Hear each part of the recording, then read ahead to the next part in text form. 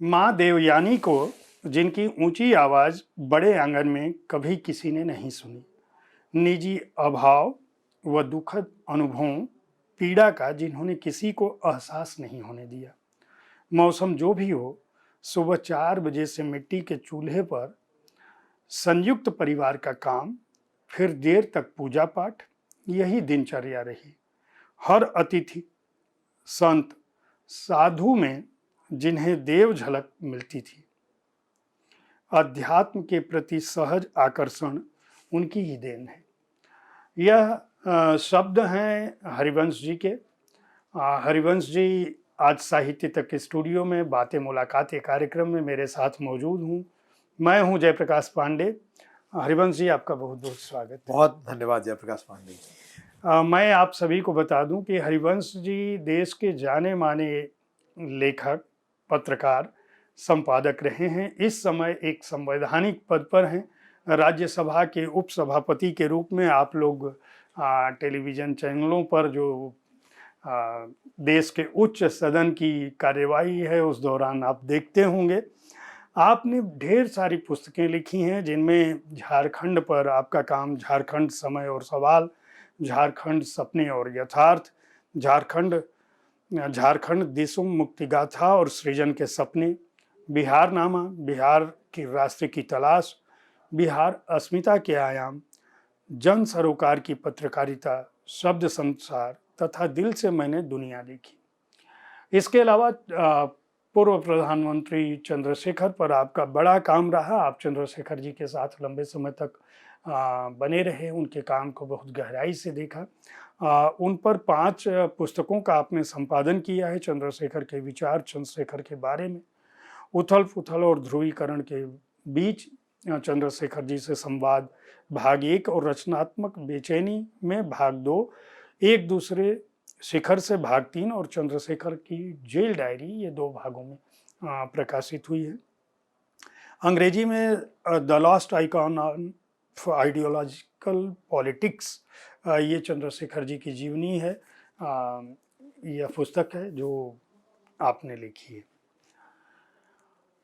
हरिवंश जी, मैं यह कार्यक्रम जो है वह एक तरह से जीवन गाथा पर, जिस भी लेखक से मैं बात करता हूँ उसके बारे में जानने की कोशिश करता हूँ कि उनकी जो निर्मित है वह कैसे हुई, उनको पत्रकार किसने बनाया, संपादक किसने बनाया, लेखक किसने बनाया, उनको शब्द ज्ञान कैसे मिला, और शब्द ज्ञान के आगे जो जिस रूप में वो हमारे सामने है।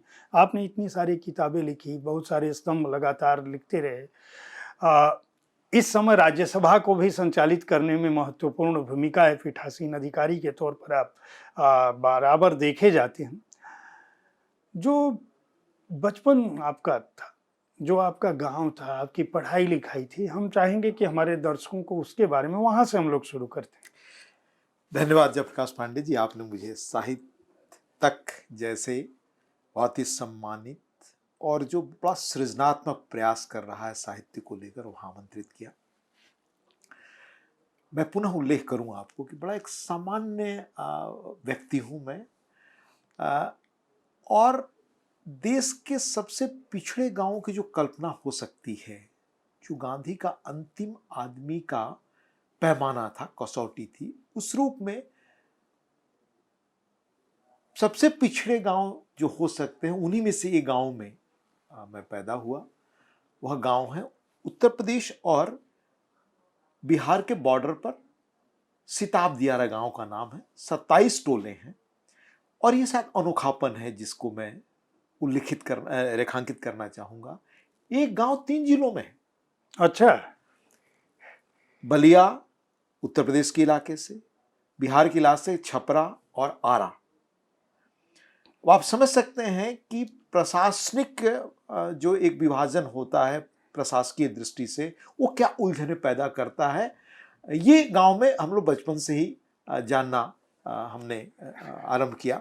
जैसे अगर एक तरफ से गंगा ने काटा तो आप दूसरी तरफ जाकर बस गए, तो आपको पता नहीं वो हो गया कि आप किधर चले गए, किस जिले में चले गए या बिहार में चले गए। तो वहां के वासियों का कटान से बड़ा रिश्ता रहा है और लगातार नदियां काटती हैं, एक जगह से कटे दूसरी जगह बस गए।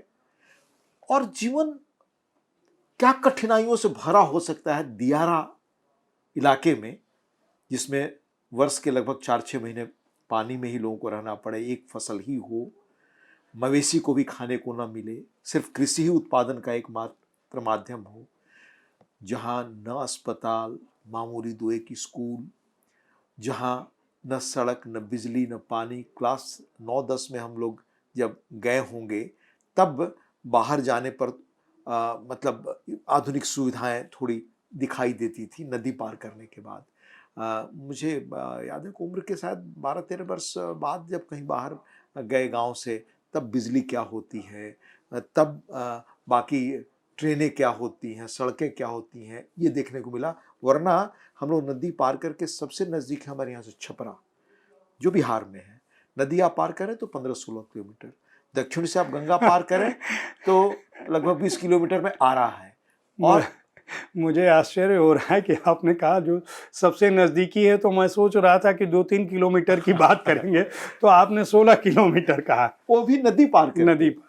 और साल में जब वो नदी बड़ी हो जाती थी तो पूरे दिन की यात्रा करनी पड़ती थी उस पार जाने के लिए। मैंने वैसी स्थिति में लोगों को देखा है कि बीमार हो जाने पर कंधे पर चारपाई पर ले जा रहे हैं, रास्ते में जाते हुए कराहते हुए आदमी ने दम तोड़ दी। और हमारे जैसे हजारों लोगों ने देखा जो वहाँ जिस परिवेश से आए। तो ये इस माहौल से हम सब निकले और नीम के पेड़ के नीचे पढ़ाई अपनी शुरू की। फिर प्राइमरी स्कूल में गए। फिर हमारे यहाँ के घर के लोगों ने, जयप्रकाश जी बड़े आदमी थे, परिवार के लोगों ने ज़मीन देकर जयप्रकाश जी के नाम पर एक स्कूल बनाया था, वहाँ से आरंभिक पढ़ाई लिखाई की। तो पढ़ाई लिखाई में थोड़ा नंबर ठीक आया। मैं जानना चाहूँगा कि ये जो पढ़ाई के प्रति आपका जो ध्यान था, मतलब एक तरफ इस तरह की संघर्षपूर्ण स्थिति वाला गांव, जी उसका प्राकृतिक रूप से जिस तरह का आप परिवेश बता रहे हैं, परिवार में आपने माताजी की बात का उल्लेख किया, उससे पता चलता है कि किस तरह से उन स्थितियों में जब अपना ही जीवन कठिन हो, उस समय अतिथि के प्रति भी जो भाव है, श्रद्धा भाव उनके अंदर था। परिवार में किन लोगों ने पढ़ने के लिए प्रेरित किया, और जब आपने पढ़ाई शुरू की प्राइमरी स्कूल, तो आपने बता दिया, उसके बाद का जीवन कैसे रहा, और परिवार में और भी कौन से लोग थे, जो मैं बचपन की आपकी जो स्मृति है उनमें कौन से लोग आते हैं? मैं कहूँ कि हम सब लोग पढ़ कर के बाहर एक बेहतर जीवन के लिए निकले, इसमें सबसे पहला स्वार्थ हर माँ बाप का होता है। और स्वाभाविक रूप से मेरे भी माँ बाप का ये रहा। थोड़ा खेत था तो खेत बेच करके भी पढ़ाने की प्रवृत्ति थी, क्योंकि पिता उस रूप में थोड़े प्रोग्रेसिव, आज मैं लौट कर देखता हूं तो दिखाई देते हैं कि उन्होंने देखा था कि दुनिया बदल रही, पढ़ाई लिखाई अब महत्वपूर्ण बनता जा रहा है, जबकि हमारे यहाँ माँ के लोग पढ़ाई को बहुत महत्व नहीं देते थे। जी। माँ का महत्व रहता था, क्योंकि माँ जिन कठिनाइयों से गुजरी, उनसे लगता था कि हमारे आने वाली पीढ़ियों को वो शायद परेशानी न मिले, तो पढ़ने की प्रवृत्ति लगातार उन्मुख रहती करती थी। हाँ, कि पढ़ना चाहिए, बाहर जाना चाहिए। और हर माँ बाप का स्नेह को अपने बच्चे के प्रति होता है कि उसका थोड़ा बेहतर फ्यूचर हो। तो पढ़ाई के प्रति तब तक एक धीरे धीरे प्रभाव आने लगा था। और जयप्रकाश जी हमारे गांव के थे, तो जयप्रकाश जी के यहाँ 2 कार्यक्रम होता था। एक, जयप्रकाश जी का जन्म जब हुआ तो उस जन्म तिथि को गांव वाले मनाते थे अक्टूबर में। तो उसमें जयप्रकाश जी आए ना आए, लेकिन जयप्रकाश जी प्रायः गांव आते थे। एक जयप्रकाश जी ने परंपरा शुरू की थी हमारे यहाँ 12 फरवरी को मेला लगता था। जयप्रकाश जी अपने घर पर ही उन्होंने सर्वोदय आश्रम वगैरह बनाया था छोटा सा। तो गांधी के न रहने के बाद गांधी को याद करने के लिए श्राद्ध के रूप में नहीं, 12 दिन के बाद उन्होंने गांधी स्मृति मेला शुरू किया। देखिए जो क्या परंपरा दूरदृष्टि थी। जो परंपरा चंद्रशेखर जी जब तक जीवित रहे तब तक उन्होंने चलाया। उसमें अच्छे बच्चे कुछ आकर के बोलें, खेलें, पढ़ें, उनको पुरस्कार दिया जाएगा, ये परंपरा शुरू की गई। मुझे याद है सबसे पहले मुझे अपने स्कूल से हमारे टीचर ने वहाँ वो ले गए कि ये लड़का बोलेगा। बोले तो लोगों को अच्छा लगा, डरते हुए बोले, वो माइक पहला मुझे याद आता है। तो उन चीज़ों ने प्रेरित किया। और जयप्रकाश सबसे बड़े व्यक्ति थे तो लोग कहते थे देखिए पढ़ लिख करके ये हुए हैं। तो थोड़ा पढ़ने की ओर प्रवृत्ति गांव के लोगों की बातों से ही लगा। मैं एक चीज आपको बताऊंगा, मेरा गांव से रगात्मक रिश्ता है। जयप्रकाश जी, आज भी मैं गांव लौट कर जाता हूं, जबकि मेरे परिवार में उस रूप में कोई गांव में रह नहीं गया है। सगा जी। वह अपढ़ लोगों का गांव था, अत्यंत कठिनाइयों में जीने वाला गांव था। मैंने वो गरीबी गांव में दूसरे लोगों को देखी है जिनको लिटरली मतलब अनाज गोबर से निकालते हुए हमने देखा। आज वो सब चीजें बहुत बदल चुकी, बहुत बड़ा बदलाव हुआ।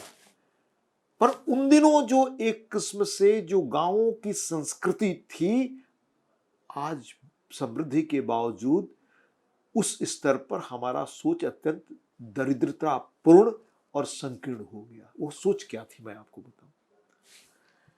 गांव का कोई भी परिवार, किसी भी जाति का कोई बुजुर्ग आदमी किसी बच्चे को शाम को पढ़ नहीं रहा है, घूम रहा है, बदमाशी कर रहा है तो डांट सकता था, फटकार सकता था। गांव में मैंने, अगर कोई महिला विधवा हो गई है, अकेली है, या गांव की लड़की कहीं ब्याही है और उसका जीवन वहां नहीं चल सका, गांव लौट आई, तो गांव को दिखाया अभाव में भी उसके लिए झोपड़ी खड़ा कर दी और अकेले उसने जीवन गुजारा। एक नैतिकता थी। गांव में गलत ढंग से संपत्ति सृजित लोगों के प्रति एक नफरत का बोध मैंने देखा। तो नैतिकता का जो स्तर जो गांव में उन दिनों हमने देखा, आज तो स्पर्धा ये है कि सारी चीजें बिना श्रम किए कैसे मुफ्त मिल जाए, ये हमारे समाज का मानस हो गया।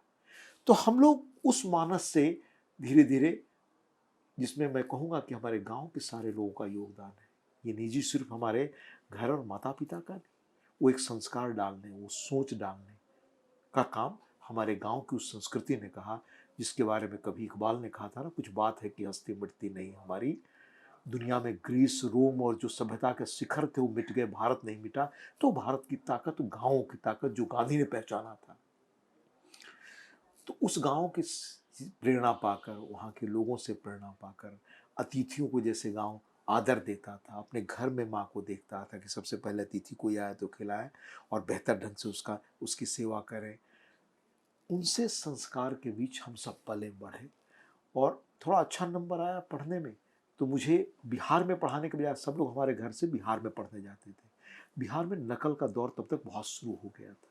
बिहार के एजुकेशन में जातिवाद भी शुरू हो गया था। तो हमारे घर से जितने लोग पढ़ने जाते थे वो इन्हीं चक्करों में पढ़ते थे। तो घर के लोगों ने, हमारे अध्यापकों ने कहा कि नहीं, इनको बनारस भेज दीजिए पढ़ने के लिए, वहाँ कम से कम ये चीज़ें नहीं बची रहेंगी। हाँ, तो पढ़ने के लिए बनारस भेजा। फिर बनारस में भी वो माहौल मिला पढ़ने का, और उसमें थोड़ा सा और उम्र अधिक हुई तो जयप्रकाश जी के एक निजी सचिव होते थे, जगदीश बाबू।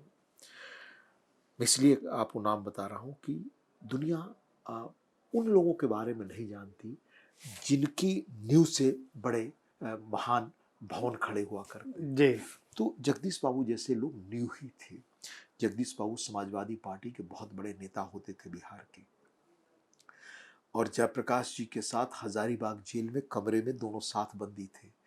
जयप्रकाश जी जब 42 की जेल में फांद कर भागे तो जगदीश बाबू ही उनके साथ थे। सारा टॉर्चर सहने वाले, सब कुछ होगा। अनेक बार जेल गए, पर जगदीश बाबू अपने बारे में जल्द कुछ कहते नहीं थे।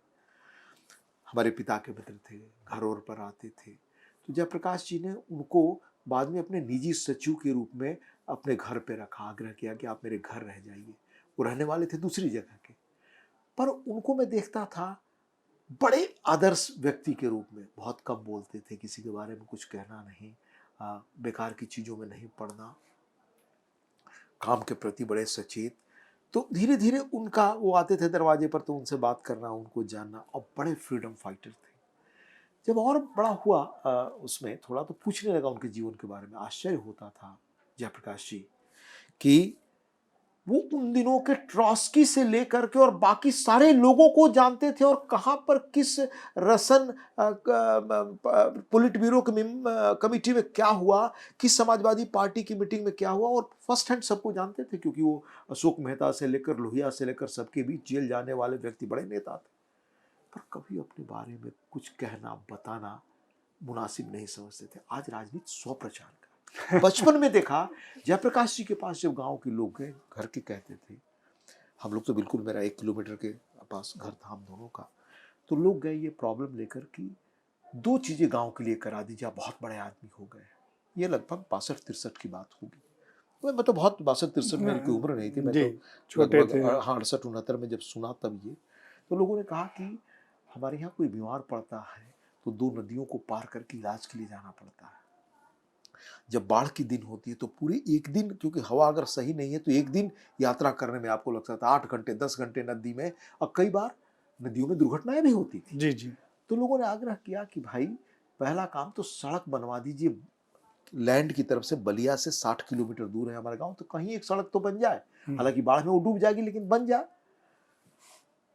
दूसरा कहा कि भाई ये एक गांव है 27 टोले का, लेकिन 3 जिलों में है और 2 राज्यों में, तो प्रशासनिक दिक्कत क्या है कि मेरा घर यहाँ है तो इसका शुल्क मैं प्रशासनिक तौर से जाऊँ राजस्व चुकाने के लिए बलिया 60 किलोमीटर, यहाँ से जाऊँ गंगा पार करके अपना खेत का शुल्क जाने का, दूसरा खेत का टुकड़ा अगर है छपरा में तो वहाँ जाऊँ। क्योंकि ये त्रिवेणी कमीशन बना हुआ है, इससे आप त्रिवेदी कमीशन, इससे कहकर आप हल करा दीजिए। तो जयप्रकाश जी ने क्या जवाब दिया? जयप्रकाश जी ने कहा कि भाई, भोजपुरी में ही कहा कि उसका आशय था कि देश के 5-6 लाख गांव मेरे हैं, अगर मैं अपने गांव में प्रायोरिटी पर कुछ काम कराने के लिए कहूंगा तो लोग कल मुझे क्या कहेंगे। See the level of thinking.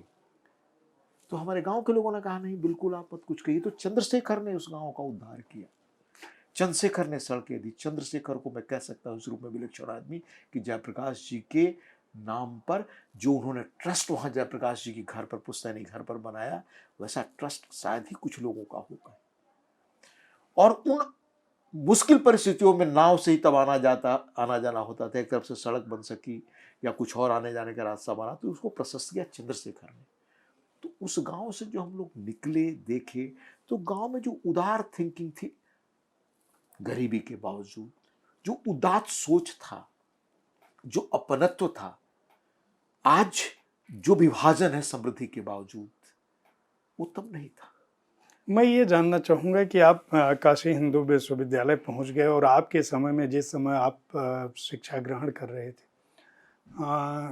और जिस तरह के छात्र आप थे, आपके सामने दूसरे रास्ते भी जीवन यापन के खुले थे। सरकारी नौकरियों की आवश्यकता आपने क्यों नहीं महसूस की? आपने ये क्यों नहीं सोचा कि मुझे पूर्णकालिक राजनीतिज्ञ बन जाना चाहिए? पढ़ाई के बाद आपने पत्रकारिता को क्यों चुना? और उसमें भी शुरुआत आपने धर्मयुग से की, मुंबई से की। बनारस अपने आप में एक गढ़ था पत्रकारिता का भी। तो मैं ये जानना चाहता हूँ कि आपका जो पत्रकारीय रुझान हुआ उस दौरान, पढ़ाई के दिनों में, जबकि आपके अपने गांव में और जो परिचय का दायरा था, आपकी समाजवादी रुझान थी, जयप्रकाश नारायण जी के गांव के थे, यह बताना ही अपने आप में महत्वपूर्ण था जिस समय आप पढ़ाई कर रहे थे कि मैं जयप्रकाश जी के गांव का हूँ।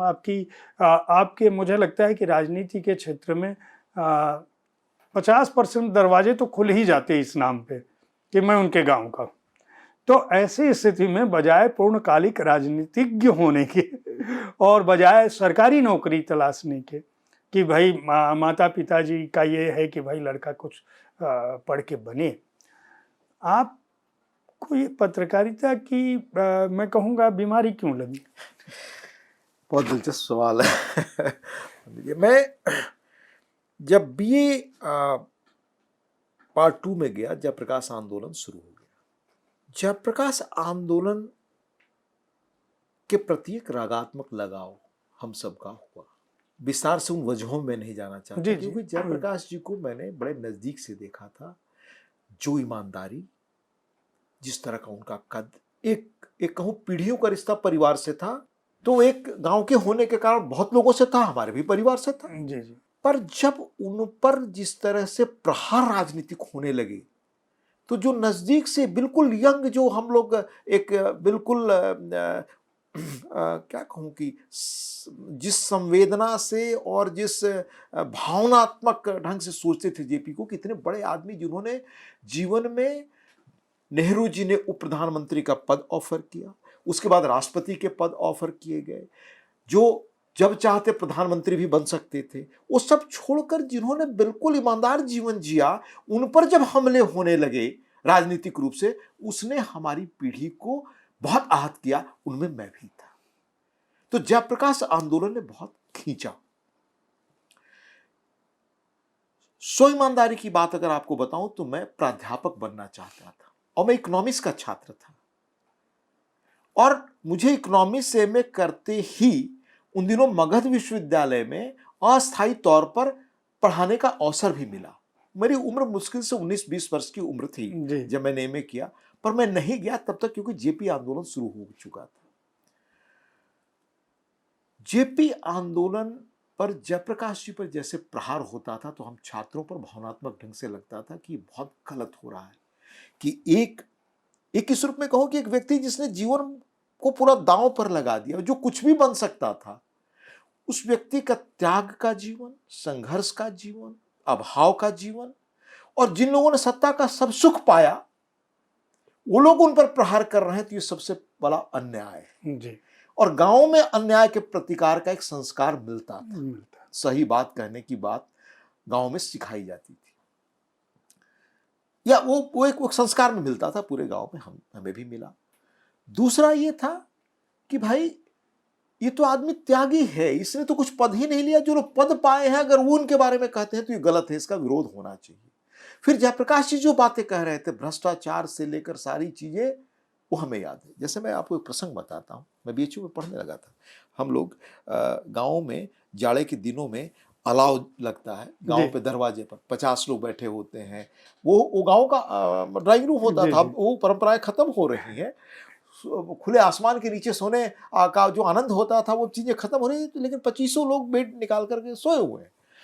तो उनमें आवाज सुनाई देती थी कि भाई कैसे भ्रष्टाचार बढ़ गया है और क्या हो रहा है। उन दिनों एक सांसद होते थे बिहार से, उन पर आरोप लगा, मधुलिमय ने लगाया कि उन्होंने बैगन एलोकेशन में रेलवे से किसी को प्रायोरिटी पर काम कितने पैसे लिए। हमारे गांव में अखबार नहीं आता था, रेडियो किन्हीं किन्हीं व्यक्तियों के विलक्षण बड़े जो साधन संपन्न होते थे उनके घर एक रेडियो होती थी, बाकी कोई साधन नहीं।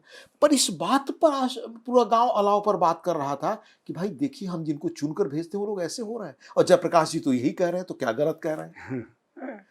पर हर माता पिता, जैसे भगत सिंह तो पैदा हो दूसरे घर में, हमारे में नहीं, तो हमारे घर में भी था कि जयप्रकाश जी के आंदोलन से हम लोग बात करें लेकिन खुद उसमें जाकर जेल न जाए। तो माता पिता बड़े इस पर वो रहते थे, और ये सीमा मैं शुरू से समझता था। दो चीजें जीवन में गांव की ही सीख मिली जयप्रकाश जी कि पहला कि जिस दिन आर्थिक रूप से दूसरे पर निर्भर हुआ उस दिन अपनी स्व पराधीनता खत्म हो जाएगी। इसलिए राजनीति पूर्णतः पेशा नहीं बन सकता, क्योंकि सरवाइव करने के लिए नियमित आय चाहिए। एक फसल से जिस परिवार ने, जिन माता पिताओं ने बड़े संघर्ष से पढ़ाने की हम सबको आगे बढ़ाने की कोशिश की है, उन पर कब तक बर्डन रहेंगे, उन पर बोझ नहीं पड़ना चाहिए। इसलिए ये बड़ा क्लियर था शुरू से। तो लगा कि प्राध्यापक बनाया जा सकता। और शोध मैं देखता था, बीएचयू पढ़ने जाता था, सेंट्रल लाइब्रेरी वगैरह था, अनेक अध्यापकों के बारे में सोचता था, और अध्यापकों की क्या प्रतिष्ठा थी हमारे यहाँ। वो कुर्ता धोती के अध्यापक वो ज्ञान के केंद्र माने जाते थे। गांव में प्राइमरी स्कूल के हमारे अध्यापक वो कुर्ता धोती पहन कर आते थे। पर जो कुछ सीखा हम लोगों ने, मैं उनको देता हूँ श्रेय जो उन्होंने सिखाया पढ़ाया। हम सब के अंदर कोई खास चीजें नहीं थी, बीजारोपण उन लोगों का। वो चरित्रवान लोग थे। आज जैसे उनको लाखों रुपए तनख्वाह नहीं मिलती थी पांडे जी, आज गांव में स्कूल में लाखों रुपए तनख्वाह मिलती है, पढ़ाते नहीं बच्चों को हमारे अध्यापक। ये समाज का एक सोच है। उनको कुछ नहीं मिलता था, बहुत मामूली मिलता था, पर बच्चों को तैयार करना।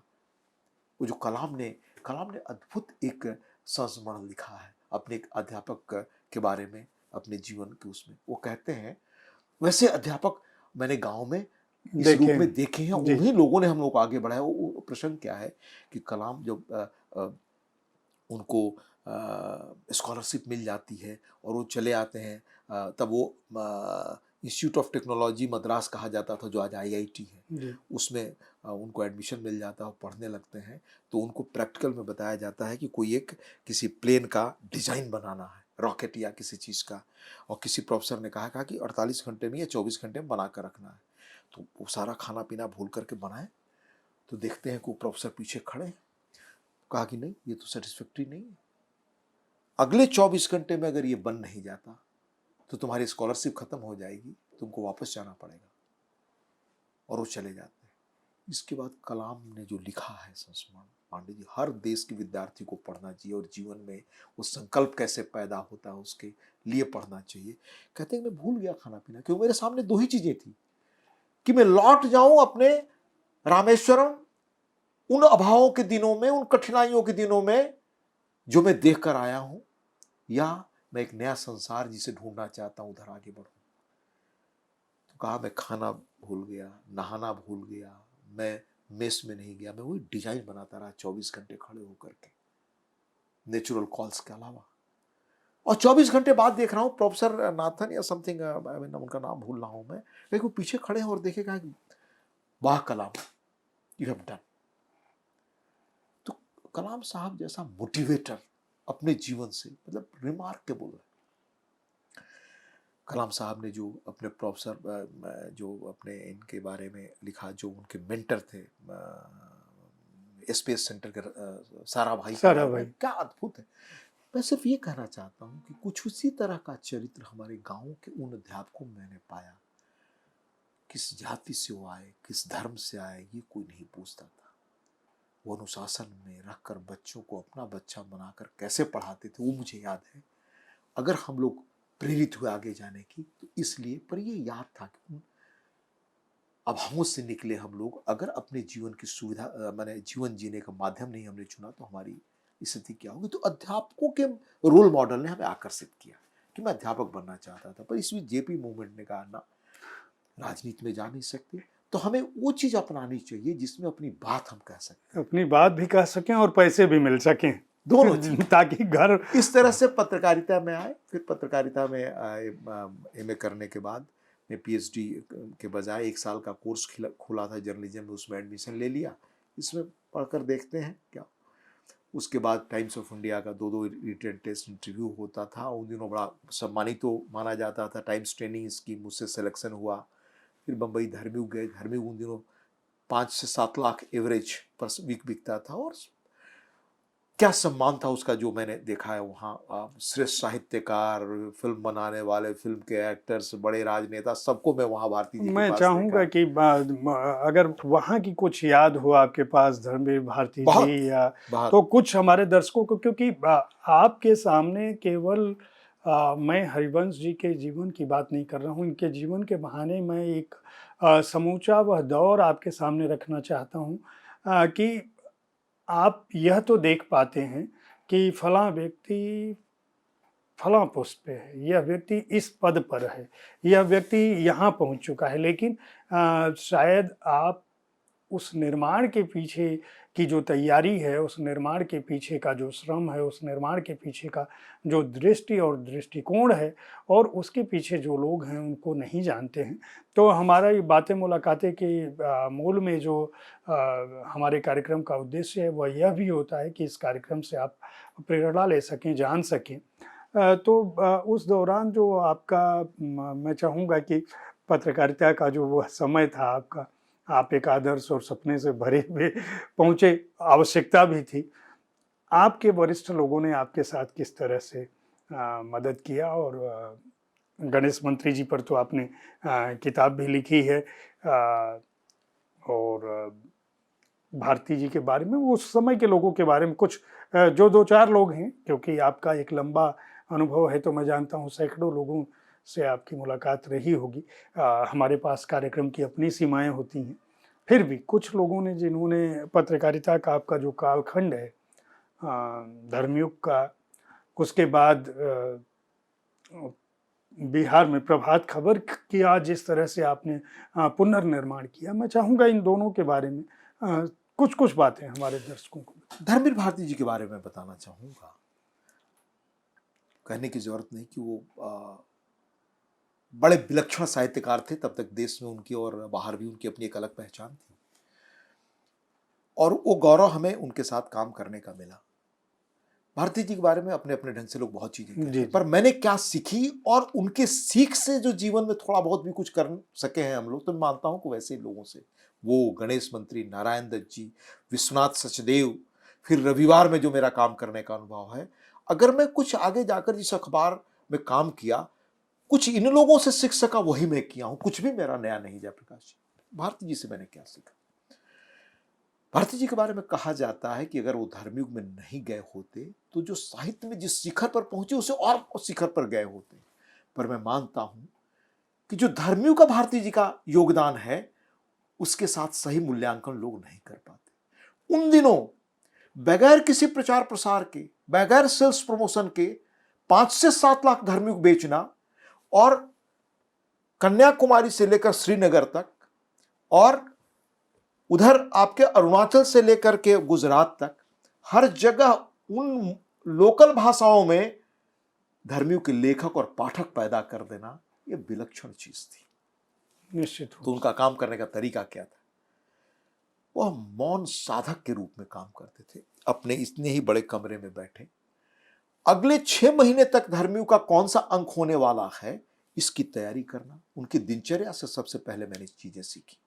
दिनचर्या, सुबह दफ्तर 9:30 बजे शुरू होता था, तो 9:30 बजे दफ्तर में प्रवेश करने वाले पहले आदमी, शाम 5 बजे तक रहने वाले, बीच में 1 से 2 लंच होता था और 12 से 1 के बीच ही अतिथि मिल सकते थे। हर उपसंपादक के लिए या वरिष्ठ सहयोगी के लिए तय होता था कि कब कौन मिलेगा। और लास्ट तक, पहले आप जानते हैं टाइप कैसे जी टेक्नोलॉजी से होती थी, आज जैसे कंप्यूटर नहीं था, पर कैसे पेज बनते थे, डिजाइन बनता था।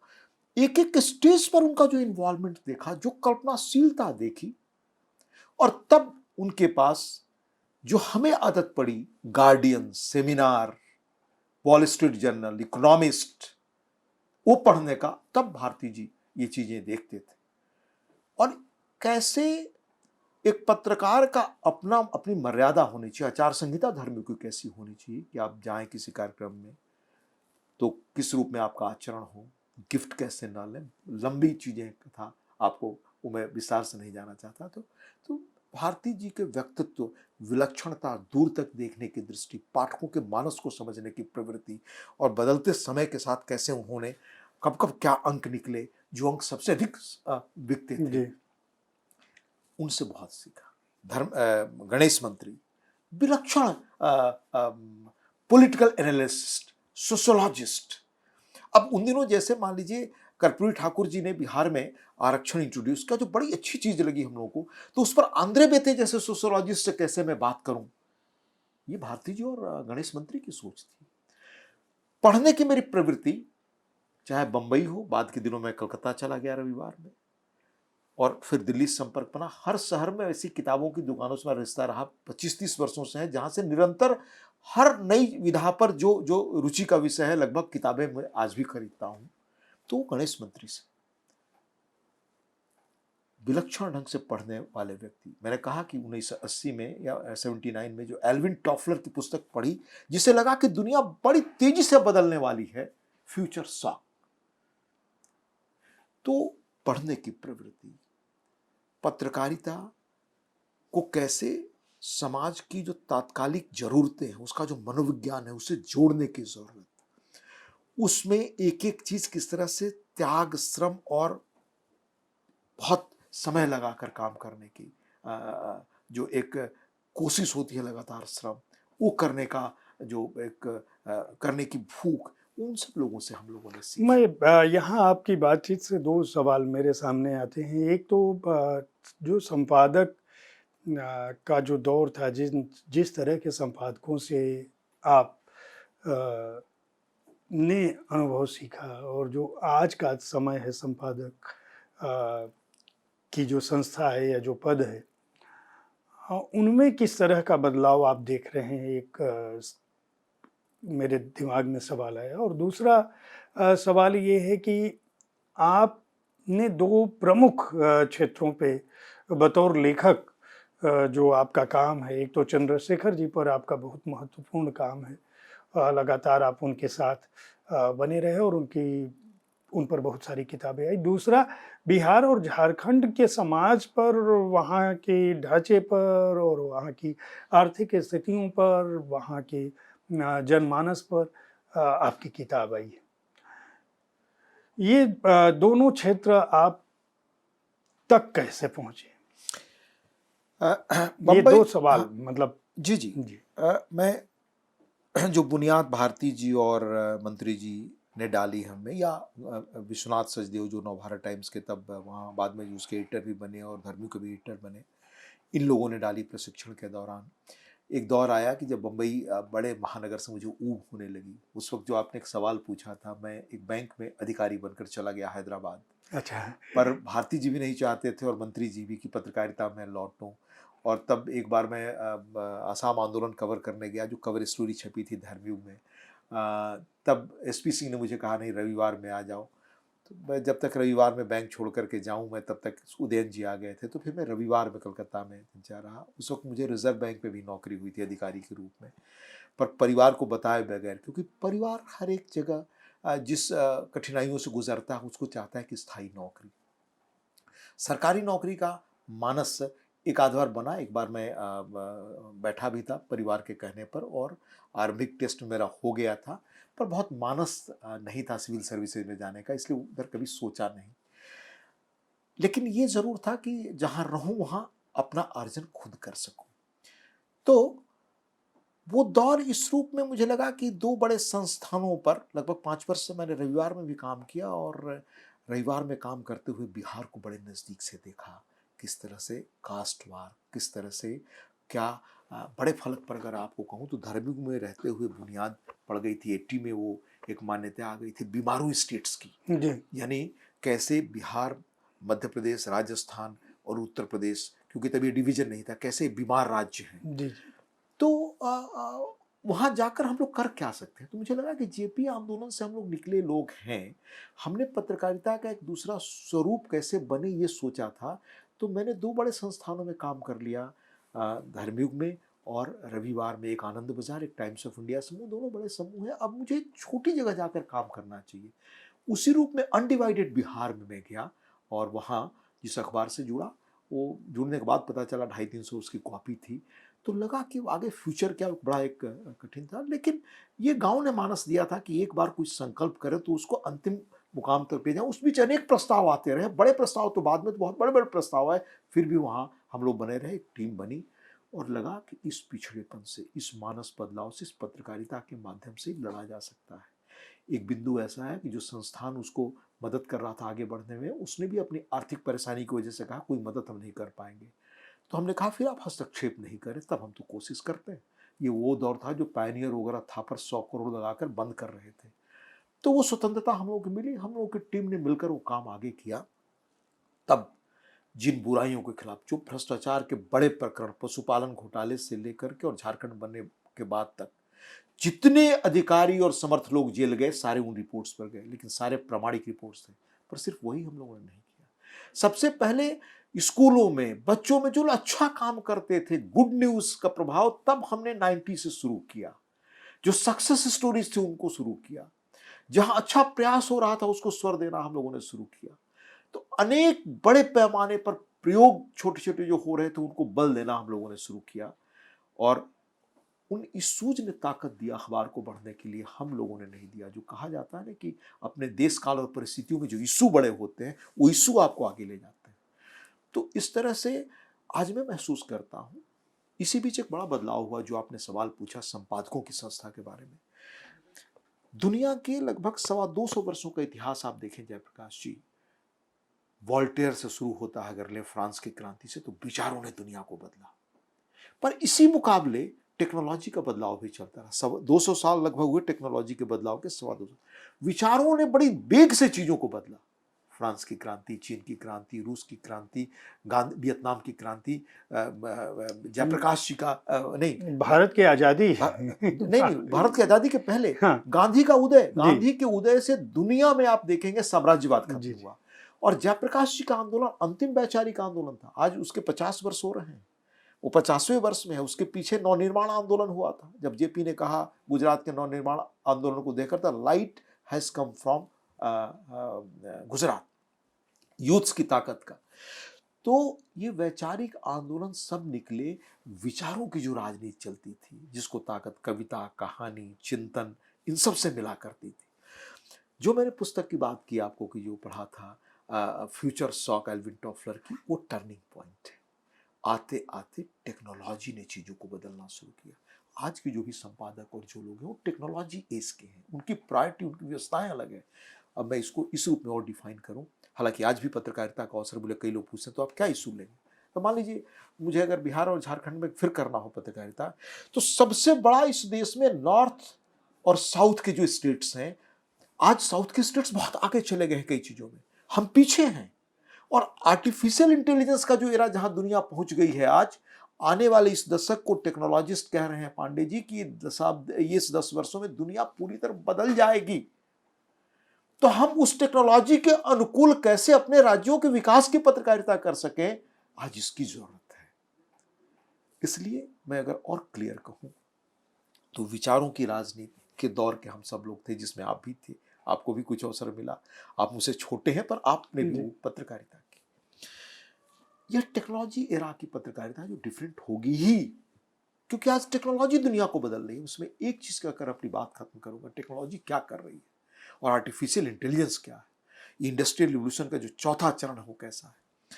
अभी एक सप्ताह पहले मैं एक खबर पढ़ा, न्यूयॉर्क टाइम्स के संवाददाता ने लिखा कि आर्टिफिशियल इंटेलिजेंस का जो CG चैटपैट जो आया है, जी जी, ये 3.5 वर्जन है, उसको लेकर के अमेरिका के हजारों टेक्नोलॉजी एक्सपर्ट्स और जाने माने लोगों ने कहा इसको रोकिए, इसको रोकिए, ये खतरा है।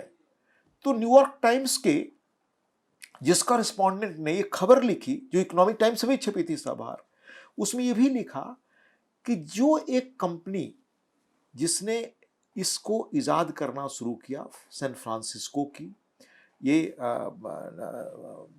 नौजवानों ने कुछ मिलकर के बनाई, मैं उस नौजवान का प्रमोटर का नाम भूल रहा हूं, कहा कि 2019 में मैं इनसे मिला था पहली बार। तो 2019 में जब मिला और बातचीत की, तब कहा कि मैं वो कंपनी बना रहा हूं जो अद्भुत काम करेगी, दुनिया को समृद्धि देगी जो दुनिया कभी देखी नहीं है, ये उस प्रमोटर ने कहा। तब तक माइक्रोसॉफ्ट ने उस कंपनी में $1 बिलियन इन्वेस्ट किया था। यह भी कहा पर ये वो सामर्थ्य भी है इसमें कि दुनिया में वो अफवाह फैला सकती है जो जिसकी किसी ने कल्पना नहीं की होगी। तीसरी बात कही कि ये इंसान को उसकी इच्छा के खिलाफ काम करने के लिए विवश कर सकती है। तो न्यूयॉर्क टाइम्स का संवाददाता कहता है कि मुझे लगा कि फिक्शन कह रहा है ये आदमी, पर आज जब हजारों लोग कह रहे हैं और टेक्नोलॉजी एक्सपर्ट्स कर रहे हैं कि रोक दो, तो मुझे लगता है इसमें गंभीरता है। कहा कि तब इस व्यक्ति ने मुझे कहा था कि हमारा ये प्रयोग जो है, जो अमेरिका में 45 वगैरह में परमाणु बम का जो प्रयोग हुआ था उसके जैसा है। कहा कि ये प्रयोग उसी जैसा है। और कहा जब वो पहला वैज्ञानिक जिन्होंने परमाणु, ओपेनहाइमर ने जब वो विस्फोट देखा तो कहा, गीता को याद किया ना, कहा गीता की लाइन में ही याद किया कि नाउ हैव बिकम डेथ। तो कहा कि ये उस जैसा है। तो न्यूयॉर्क टाइम्स संवाददाता लिखता है कि हमने कल्पना नहीं की थी कि ऐसा होगा, लेकिन ये CG चैटपैट का ये वर्जन है, अगर इसका वर्जन 10th आया तो ये कहाँ पहुंच जाएगी दुनिया। तो एक तरफ ये चुनौती है, दूसरी तरफ इस टेक्नोलॉजी ने ये अवसर दिया है, एडुकेशन, हेल्थ से लेकर अनेक चीज़ों में आप प्रगति की वो चीज़ें पा सकते हैं जो इंसान ने कभी सोची नहीं थी। यानी पिछड़े हुए समाज, पिछड़े हुए राज्य, देश में भी जो राज्य पीछे छूट गए, जिन्हें बीमार राज्य पहले आप कहते थे, जी जी, वो इस टेक्नोलॉजी के अच्छे पक्ष को इस्तेमाल करके अपनी वो तकदीर और नियति लिख सकते हैं। आज दुनिया उस मुकाम पर खड़ी है। आप सब लोग पत्रकारिता उस दौर में कर रहे हैं, तो आपका दायित्व, आपका सोच, आपका हस्तक्षेप बिल्कुल अलग होगा। अब हम आते हैं चंद्रशेखर जी पर। उन पर भी आपका काम बड़ा महत्वपूर्ण है। चंद्रशेखर जी से आपकी मुलाकात और उसके बाद जो उनके जीवन के कुछ पक्षों के बारे में, क्योंकि बहुत सारी चीज़ें, चंद्रशेखर जी इतने बड़े पद पर भारत के प्रधानमंत्री रहे, युवा तुर्क रहे, सभी लोग जानते हैं कि मतलब अगर मैं कहूँ कि चलिए मैं हमारे तो काशी भी हिंदू विश्वविद्यालय में मेरी भी पढ़ाई हुई है, हमारा विश्वविद्यालय है, पूर्वांचल के लोगों के लिए वो घर का नाम है। लेकिन आपके जीवन में जिस तरह से उनका प्रभाव रहा है और आपने जो उन पर पुस्तकें लिखी हैं उनके व्यक्तित्व के बारे में, और जब अभी आप जिस पद पर हैं, आप तमाम हर दिन आपका काम राजनेताओं को देखना ही है और उनको अनुशासित करने की कोशिश भी करनी है सदन के भीतर। तो वो जो अंतर है, जिस तरह के व्यक्तित्व बचपन से जिस तरह के व्यक्तित्व को आपने देखा जयप्रकाश नारायण जी पत्रकारिता के शिखर पुरुषों के साथ रहे, और राजनीति का जो मध्य युग है जिसमें चंद्रशेखर जी आते हैं, तो उनके बारे में जरा बताएं। दरअसल मैं मोटी चीज़ें आपको बताऊं, चंद्रशेखर जी जब 75 वर्ष के हुए तो उन पर उनकी चीज़ें संपादित की गई। उस टीम में मैं भी था और वो पुस्तकें माननीय तत्कालीन प्रधानमंत्री अटल बिहारी वाजपेयी जी ने उसका लोकार्पण किया था। विज्ञान भवन में कार्यक्रम हुआ था। चंद्रशेखर जी खुद बड़े पढ़े लिखे व्यक्ति थे और उनके लेखन को पढ़ना चाहिए। पर एक चीज़ मैं आपको कह रहा हूं कि भारतीय राजनीति में जिन युवाओं की रुचि है, जिन लोगों को रुचि, उसके सही चरित्र को समझना है, तो चंद्रशेखर की जेल डायरी जो उन्होंने आपातकाल में रहकर लिखी 2 खंडों में, उससे विलक्षण पुस्तक नहीं हो सकती। संयोग से लोग आज उसको जानते नहीं जानते इस देश के राजनीतिक चरित्र का। और क्या रचनात्मकता, भाषा का लय, समझ चंद्रशेखर की वो अद्भुत है, उस पुस्तक से मिली। और चंद्रशेखर कैसे व्यक्ति हैं यह भी उसी पुस्तक से समझने को मिलता। मैं जब धर्मयुग में नौकरी करने गया तब चंद्रशेखर जी से पहली हमारी मुलाकात हुई, पर विद्यार्थी के रूप में हम लोग उनके एक तरह से प्रशंसक बन चुके थे। यंग इंडिया पत्रिकाओं निकालते थे, उनके लिखे एडिटोरियल तब अखबारों के बैनर बनते थे। जब ये खबर हमने पढ़ी कि चंद्रशेखर जी ने अपने घर पे जयप्रकाश जी को बुलाया और वहां 60 कांग्रेस के एमपी गए, तो लगा कि इंदिरा जी जो सर्वशक्तिमान हैं, जयप्रकाश जी से उनके इस विरोध के बावजूद सब 60 लोग जब इनके यहाँ आ सकते हैं चंद्रशेखर जी के यहाँ। चंद्रशेखर जी अपने एडिटोरियल में लिखे कि इंदिरा जी, हमारे देश में संत की ताकत और सत्ता की ताकत होती है, जयप्रकाश उस पथ के उनसे मत वो करिए। एक उस दल में रहा हुआ आदमी अपनी बात इस स्वाभिमान से कह सके, वो युवा तुर्क। तो उनके बारे में जानने की दिलचस्पी हुई, फिर उनके बारे में जाना और सहज आकर्षण बढ़ा। जब मैं सांसद बन गया तो उसके बाद चंद्रशेखर जी पर एक पुस्तक लगा मुझे अंग्रेजी में लिखनी चाहिए, क्योंकि अंग्रेजी का संसार उनको बिल्कुल नहीं कम जानता जानता है। Chandrashekhar the last icon of ideological politics, उसको माननीय प्रधानमंत्री जी ने, नरेंद्र मोदी जी ने उसका लोकार्पण किया। बड़ा अच्छा कार्यक्रम हाँ, हुआ फॉरवर्ड प्रणब मुखर्जी जी ने लिखा हाँ, है और फॉरवर्ड रूपा से यह पुस्तक जी। आई है। 795 रुपये मूल्य है और काफ़ी अच्छी छपी भी है। प्रणव बाबू ने इसको इसका फॉरवर्ड लिखा है। अब 2-3 चीज़ें उनके बारे में आप जानना चाहते हैं तो मैं बता सकता हूँ। जी जी। जो जैसे उनकी भारत यात्रा, असल भारत यात्री जी। वो थे, वो जानना चाहिए लोगों को, देश को। गांव से गरीब घर से पैदा हुआ लड़का अपने बूते अपनी शर्तों पर प्रधानमंत्री सीधे बन सकता है। और अपने कन्विक्शन पर कांग्रेस में रहते हुए सुभाष बाबू के बाद इंदिरा जी की इच्छा के खिलाफ युवा तुर्क के रूप में कांग्रेस पार्लियामेंट्री बोर्ड का सदस्य चुना जा सकता है। सुभाष बाबू के बाद ये दूसरी ही घटना थी।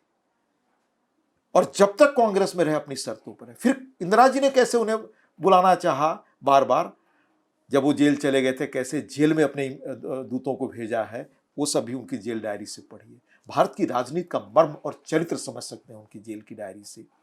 फिर प्रधानमंत्री के रूप में रहते हुए आज देश में अगर हम इस बात पे फख्र कर रहे हैं कि देश बैंकरप्ट नहीं हुआ, दिवालिया नहीं हुआ, तो इसका श्रेय चंद्रशेखर को।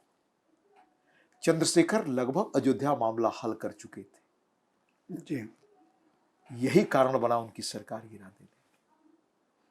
और सबसे बड़ी बात मैं कहूँ कि बैंकक्रप्ट होते 21 दिन की विदेशी मुद्रा बची रह गई थी। जब चंद्रशेखर जी प्रधानमंत्री बने तो नेक्स्ट डे तत्कालीन फाइनेंस सेक्रेटरी ने कहा मुझे तुरंत आपसे मिलना है। उन्होंने कहा कि भाई अभी तो मैं बना शपथ लिया हूं, मैं आप मिलना चाहते हैं, मैं अभी मंत्रिमंडल बनाऊं, विश्वास मत लूँगा। तो नहीं सर मिलना है। कहा आ जाइए, बुलाया। कहा कि सर ये देश दिवालिया होने के कगार पर है।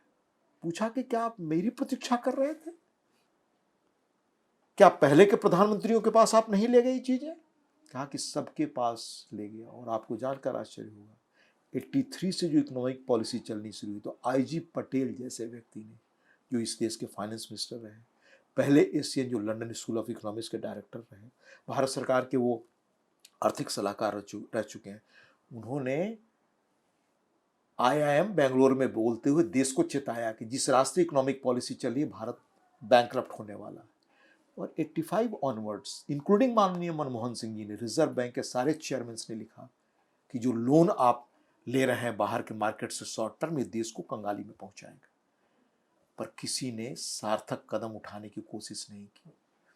बाद में विश्वनाथ प्रताप जी आए, देश ने उनमें एक फकीर का रूप देखा, पर वह भी नहीं कर सके क्योंकि सब परेशान इससे थे कि अगर मैं इस लोन को पूरा करने के लिए जो ले चुके हैं, आईएमएफ से लोन लूं, कोई दूसरा सख्त कदम उठाऊं तो देश में अलोकप्रिय हो जाऊंगा।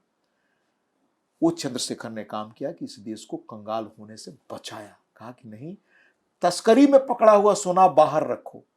गांव से एक उदाहरण दिया कि गांव में अगर जेवर महिलाओं को होती हैं, खेत अगर बंधक होता है तो उसको छुड़ाया करके, उपार्जन करके फिर हम कमा कर वापस लाते हैं। ये साहस चंद्रशेखर है। अब आखिरी सवाल मेरा इस हमारी बातचीत का, हम चाहेंगे बार बार आप चर्चा के लिए आए, इसलिए मैं ये जानना चाहता हूँ कि हरिवंश नारायण सिंह, मान लिया चंद्रशेखर जयप्रकाश जी के आंदोलन की देन थी, आपने अपना जातिगत उपनाम हटा दिया, लेकिन आज मैं अगर हरिवंश जी से पूछूं कि बतौर राजनेता, बतौर पत्रकार, बतौर प्राध्यापक, बतौर सरकारी नौकर अगर होते, जो नहीं हुए, आप अपने जीवन से कितने संतुष्ट हैं? और इनमें से अगर आपको किसी एक रूप को आज चुनना पड़े कि ठीक है, राज्यसभा के उपसभापति के तौर पर आपकी जो गरिमा है, जो आपके पद का सम्मान है, वो अपनी जगह है, आपको चुनने का अवसर दे दें कि आप अपनी इच्छा का पद पा सकते हैं, अपनी इच्छा का क्षेत्र पा सकते हैं, आप क्या बनना चाहेंगे और क्यों? दो चीजें उम्र के इस पड़ाव पर बहुत दिमाग में हमारे उठती है। पहली चीज, क्या वजह थी महर्षि अरविंद जैसे व्यक्ति राजनीति के शिखर पर आकर आध्यात्म की ओर चले गए? पंडित रामनंदन मिश्र को आज लोग नहीं जानते, गांधी के वो पांचवें पुत्र के रूप में जाने। उन्होंने भी शिखर की राजनीति से, जयप्रकाश जी के साथ वो भी भागे थे 42 की जेल में, वो चले गए आध्यात्म की ओर। जयप्रकाश जी के समकक्ष और उतने ही विलक्षण समाजवादी हमारे महाराष्ट्र के समाजवादी आंदोलन के हुए, वह भी इसी रूप में संन्यास की तरफ चले गए। वो जिद्दू कृष्णमूर्ति के साथ चले गए। अनेक लोगों की सूची में मैंने देखी कि जिन्होंने अंग्रेजों की जेल झेली, सारा संघर्ष किया, वो सत्ता की राजनीति में नहीं जाकर अंततः या एक सीमा बाद क्यों आध्यात्म की ओर चले गए। तो कई बार उनकी चीजों में पढ़ने को मुझे लगता है कि जब तक इंसान नहीं बदले, और राजनीति शायद एक आंशिक रूप में चीजों को बदल पाती, या गांधी खुद सत्ता में क्यों नहीं आए। हमारे देश में एक लंबी परंपरा आप देखेंगे सत्ता से बाहर रहे लोगों की है, जिन्होंने समाज को प्रभावित किया, जो समाज के शक्ति स्रोत रहे। विनोबा, धीरेन्द्र मजुमदार, गांधी खुद। गांधी ने कहा भी हम में से कुछ लोग हमेशा बाहर रहें और करें। मैं विनोबा के आश्रम जाता हूं, ऐसे कृष्णनाथ जी हमारे, ऐसे अनेक दार्शनिक और ऐसे अनेक लोग हुए जो विलक्षण थे सोच समझ और दूरदृष्टि में। उन्होंने क्यों ये रास्ता चुना? तो लगता है कभी देखना चाहिए क्यों क्यों लगता है कि एक शक्ति का, मैंने शक्ति का स्रोत ना कहूं बल्कि एक समाज को प्रभावित करने की, मनुष्य का मन सर्वांगीण रूप से बदले, समाज जहां खड़ा है उससे और आगे जाए, इसकी कोशिश की में उन लोगों ने ये रास्ता चुना। तो ये रास्ता कैसा है? बहुत और अच्छा। दूसरा मैं अगर जी आपको कह सकूं बड़े संक्षेप जी, में, अगर निश्चित। अगर अगर कई बार मुझे आज की तारीख में लगता है कि मैं युवा होता और राजनीति करनी होती तो कौन सा मुद्दा मुझे आकर्षित करता। ये मैं अंतिम रूप से आपको जी, जवाब दे रहा बहुत हूं। महत्वपूर्ण बात।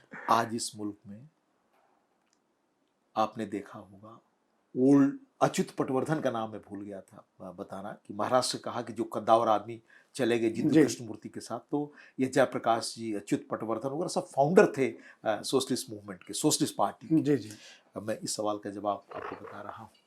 आजकल आप देखते होंगे, मैं कई बार सोचता हूँ कि ये जो ओल्ड पेंशन स्कीम अनेक राज्य रिवाइव कर रहे हैं, देश में पॉलिटिक्स का मुद्दा बन रहा है। अगर मुझे आज राजनीति करनी होती तो इस मुद्दे में कितनी बड़ी संभावना दिखाई देती है, यह मैं आपसे बताना चाहता हूं। ओल्ड पेंशन स्कीम की पूरी कथा ये है कि एक समय आते आते अटल जी तक, अटल जी की सरकार बनी, उनको लगा कि ये पेंशन स्कीम चला तो इस देश की आर्थिक तबाही हो जाएगी, तो नया वैकल्पिक पेंशन स्कीम लाया गया।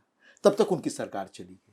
उस पेंशन स्कीम को अप्रूवल दिया माननीय चिदम्बरम जी ने, हमारे आहलूवालिया जी उसमें थे अपने, और सॉरी वो प्लानिंग कमीशन के उन दिनों जो चेयरमैन होते थे मुंटेक सिंह आहलूवालिया, जी, सही नाम आपने बताया। और मनमोहन सिंह जी ने, जी वो उन लोगों ने इम्प्लीमेंट किया। यानी ये सर्वसम्मति बना के इसको लागू किया जाए।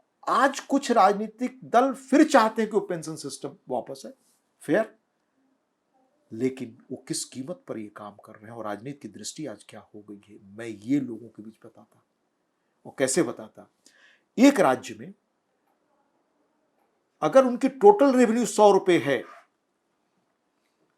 जयप्रकाश जी, उसका 65 रुपया खर्च कर रहे हैं सिर्फ तनख्वाह और पेंशन पर, 35 रुपया बच रहा है उस राज्य में सिर्फ आम जनता के विकास पर। अब उस राज्य की जनसंख्या अगर 5 करोड़ है और उसमें 3 लाख सरकारी कर्मचारी हैं, तो 3 लाख रुपए पर सरकार, राज्य सरकार की आमद का 65 रुपए और बाकी लोगों पर 35 रुपए। ये मुल्क, ये वर्ग संघर्ष, मार्क्स ने कहा था कि आर्थिक सवाल समाज को बदलते हैं। ये हैव्स है हैव नॉट्स का वर्ग है। तो सरकारी कर्मचारियों का आप जोड़ दीजिए पूरे देश में, तो इनकी आबादी कितनी होगी साहब? सारे सरकारी कर्मचारी है पूरे 28 स्टेट्स के और केंद्र के मिला करके 2-4-5 करोड़, तो 141 करोड़ आपकी आबादी होने जा रही है। 141 करोड़ की आबादी में 5-7 करोड़ लोगों पर 30-35% खर्च हो। एक बड़ा अधिकारी आईएएस रिटायर होता है, उसको 2.5-3 लाख 3.5 लाख का पेंशन मिले, हेल्थ का सारा स्कीम मिले, बाकी देश की जनता को क्या उस पर खर्च हो, ये तय करने का समय नई राजनीति का है। और अगर युवा होता तो मेरे लिए ये राजनीति जिसमें वर्ग संघर्ष की नई संभावना दिखाई देती है, नया मुद्दा है, अगर गांव गांव तक लोग तक हमने पहुंचा दिया तो नई राजनीति की संभावना यहां से बनेगी, ऐसा मुझे लगता है। आपने परोक्ष रूप से युवाओं को एक संदेश दिया कि वे इस विषय पर सोचें, जो बहुत महत्वपूर्ण विषय है, और निश्चित रूप से यह सवाल बार बार उठता है। लेकिन मैं आपको ये बता दूं कि हमारा सवाल तो आखिरी था।